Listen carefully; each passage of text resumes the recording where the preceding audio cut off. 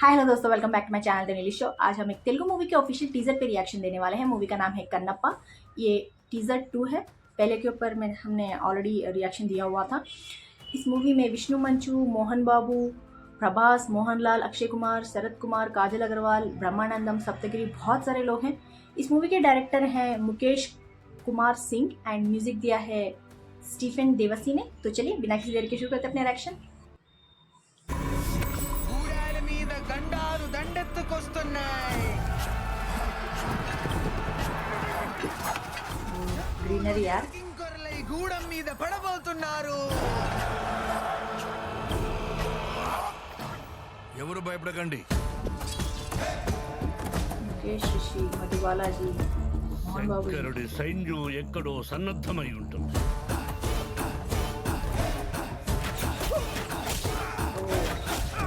వాళ్ళు వేలల్లో కాదు లక్షల్లో రానివ్వండి, తేల్చుకుందాం.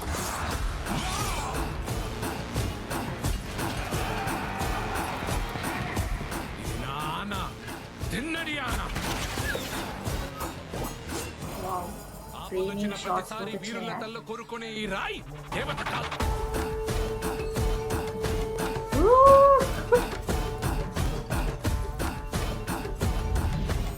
मोहनलाल जी। అంతటి నాస్తికుడు మీకు భక్తుడవుతాడా?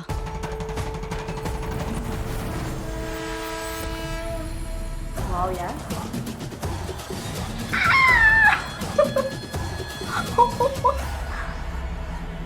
Whoa, he stole the show. वो हमने जब कन्नप्पा का ऑफिशियल टीजर फर्स्ट वन पे रिएक्शन दिया था, उसमें भी प्रभास जी का सिर्फ एक ही शॉट था, लाइक आंखों जैसे चलते रहते हैं तो उनके आंख दिखते हैं। वाह यार, इसमें भी सिर्फ एक ही शॉट है, बट इसमें फॉर अ चेंज पूरा चेहरा दिखा दिया। बस man, no offence to other actors but Prabhas stole the show यार। लाइक इस टीजर का मेन स्टार बोल सकते हैं, the dinosaur. I am sorry, मुझे पता है कि मोहनलाल जी बहुत बड़े एक्टर हैं, मुकेश ऋषि, मोहन बाबू जी, अक्षय कुमार, काजल अग्रवाल, बड़े एक्टर्स हैं यार, but I personally like more Prabhas इन सबसे ज़्यादा। So I might be biased but sorry. या फ्रेमिंग्स, कहीं कहीं शॉट्स ना बहुत ही बढ़िया लग रहे थे। जिस तरह से वो एरोस का एरोस डाल रहे थे, कोई चांद दिख रहा था बीच में, वो फ्रेम बहुत अच्छा लगा। But it was like split second, जल्दी चला गया।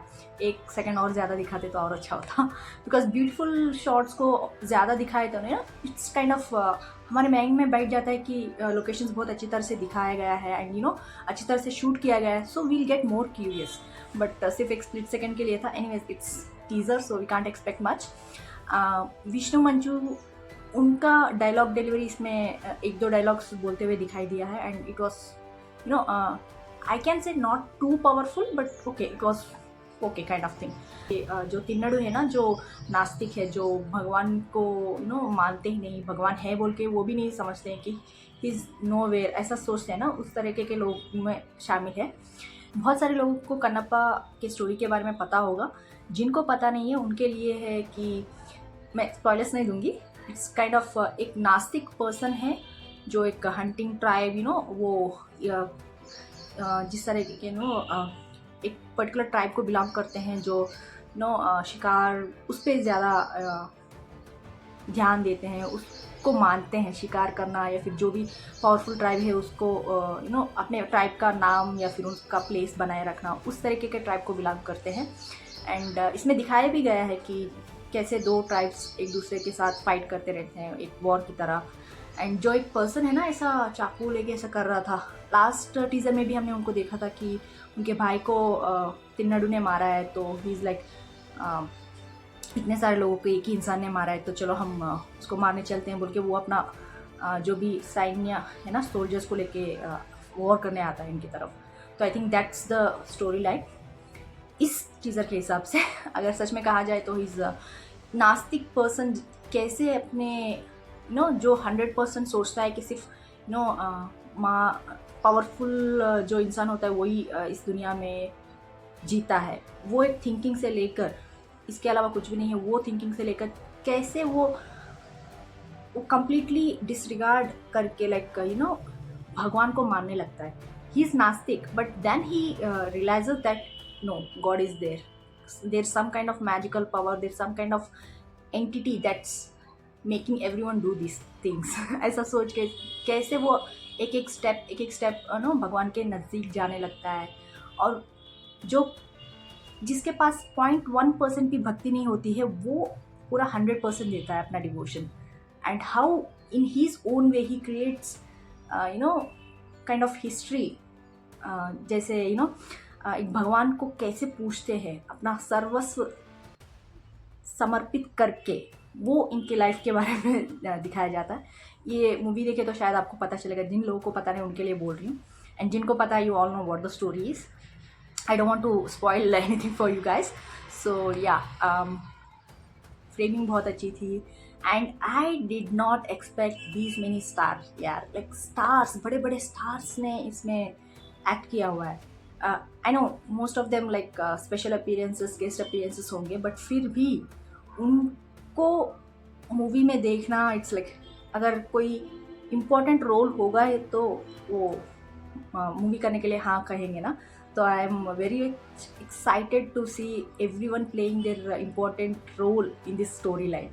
Like मोहन लाल जी हो जाए, मोहन बाबू जी हो जाए, and Sharad Kumar ji, Madhubala ji, and Prabhas. Mainly Prabhas यार, मैं उनके लिए बहुत ज़्यादा एक्साइटेड हूँ कि उन्होंने हैज़ न्यूज़ आते रहते हैं मूवीज़ के बारे में. तो रुद्रा का जो रोल प्ले कर रहे हैं, वो मुझे देखना है कि वो किस तरीके का कैरेक्टर प्ले करते हैं इसमें. Like what will his role will be in this, in making Thinnadu convert into Kannappa.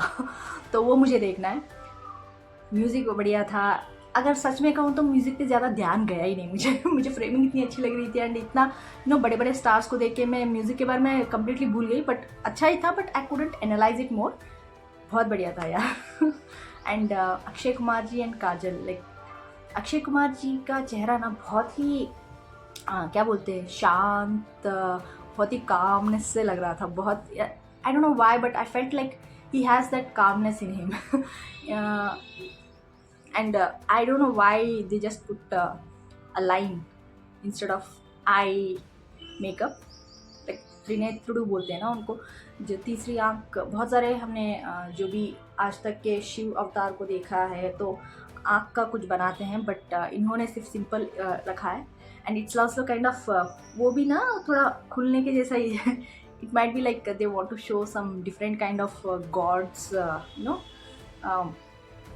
Face इसमें दिखाना चाहते हैं. But anyways he look so cool, so calm, and it suited him very well. Kajal भी पार्वती माँ की तरह बहुत अच्छी लग रही थी. बहुत सिंपल रखा गया है उनका अटायर, या फिर जो भी एक्सेसरीज हैं बहुत सिंपल रखा गया है. लाइक पार्वती माँ जी के कैरेक्टर्स जो भी आज तक प्ले किए गए हैं, सीरियल्स में हो जाए या फिर दूसरे मूवीज़ में हो जाए, तो मुकुट के साथ बहुत ज़्यादा ज्वेलरी पहन के दिखाया गया है. बट इसमें बहुत सिंपल रखा गया है. वो रिफ्रेशिंग लग रहा है, बहुत ही अच्छा लग रहा है. लाइक जिस तरह के अपने पति सिंपल रहते हैं, तो उन्हीं के अकॉर्डिंगली ये भी थोड़ा सिंपल हैज़ अ सुहागन बोलते हैं ना, सुहागन की तरह वो पहनना ज़रूरी है.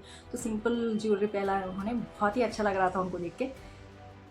बट आई हैव टू से the budget they used for this movie, and with in that budget जिस तरह से इन्होंने CGI यूज़ किया है, VFX यूज़ किया है, वाव यार, we have to, it's like kind of commendable job they have done. मैं ये नहीं बोलूँगी कि VFX कहीं भी यूज़ किया गया वो बहुत ही बढ़िया था, but I am also not saying that बहुत ही बकवास लग रहा है, ऐसा कुछ भी नहीं है. It look so very well, so well matched. अगर बजट के हिसाब से देखा जाए तो so well matched. And first teaser में भी हमने बहुत ही ग्रीनरी देखी, इसमें भी ग्रीनरी थी, बट सडनली वो वॉर का जो एरोस के साथ मारना, वो सब देख के लग रहा था यार इतना शांत वातावरण है तो इन लोगों को क्यों वॉर को नॉर्मली जब हम भी वॉर्स देखते हैं तो माउंटेन, रेगिस्तान, ऐसे जगहों पे देखा हुआ है, बट ये बहुत ही ग्रीनरी है. It look so kind of romantic vibes की तरह वैसे आते हैं उस तरीके के लोकेशंस देख के. बट इन्होंने तो थोड़ा चेंज कर दिया पर्सपेक्टिव, बट अच्छा लग रहा था देख के, थोड़ा डिफरेंट लग रहा था. And obviously teaser 2 is better than teaser 1, at least for me. आप लोग बताएं आपको कैसा लगा, कमेंट्स में जरूर लिख के भेज दीजिएगा। लाइक शेयर सब्सक्राइब करना मत भूलिएगा। फिर मिलते हैं अगले रिश्ते में, तब तक के लिए बाय।